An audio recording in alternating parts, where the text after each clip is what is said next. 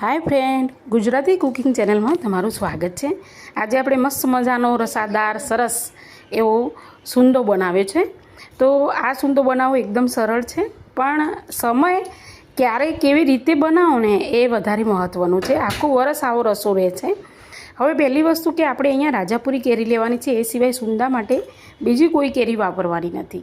અને એ કેરી લેતા ખાસ ધ્યાન રાખવાનું છે, કડક લેવાની। અને આ રીતે આપણે એને સારી રીતે છોલી દેવાની છે, ધોઈ અને પછી એને આપણે છીણવાની છે। હવે છીણતી વખતે એક વસ્તુ છે કે એમાં છે ને આપણે મોટી છીણ નથી પાડવાની, નાની છીણ પાડવાની। હું તમને નજીકથી બતાવું, જુઓ આ રીતની નાની છીણ પાડવાની, જેથી કરીને જલ્દીથી સૂંદો બની જાય।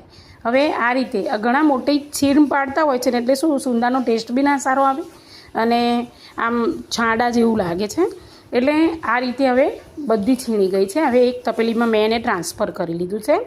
આપણે છે ને જે તપેલીની અંદર આપણે એને તડકે મૂકવાનું હોય એ તપેલીની અંદર ટ્રાન્સફર કરી લેવાનું છે।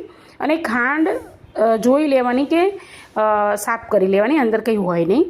હવે અહીંયા મેં 2 કિલો કેરી લીધી છે, જે એક્ઝેક્ટ 2 કિલો મેં ખાંડ લીધી છે।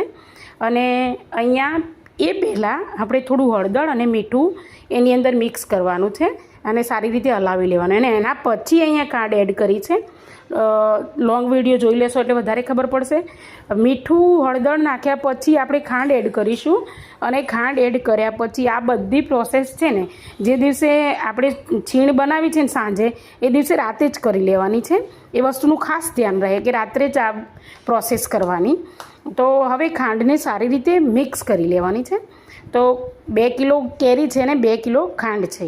એવું લાગે કે વધારે નથી, બરાબર છે, કારણ કે રસદાર અને ઘણા શું કરે છે કે કેરીનું પાણી કાઢી લે છે। આપણે પાણી બિલકુલ નથી કાઢવાનું, બિલકુલ નહીં, એટલે કે રસદાર હવે આખું વરસ રહે એવો રહે। તો આ રીતે સરસ હલાવી દેવાનું।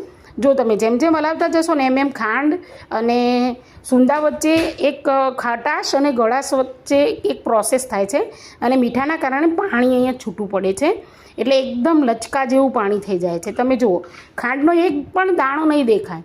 હવે રાત્રે આ બનાવ્યું છે ને, એટલે આપણે એને સરસ ઢાંકી અને મૂકી દઈશું।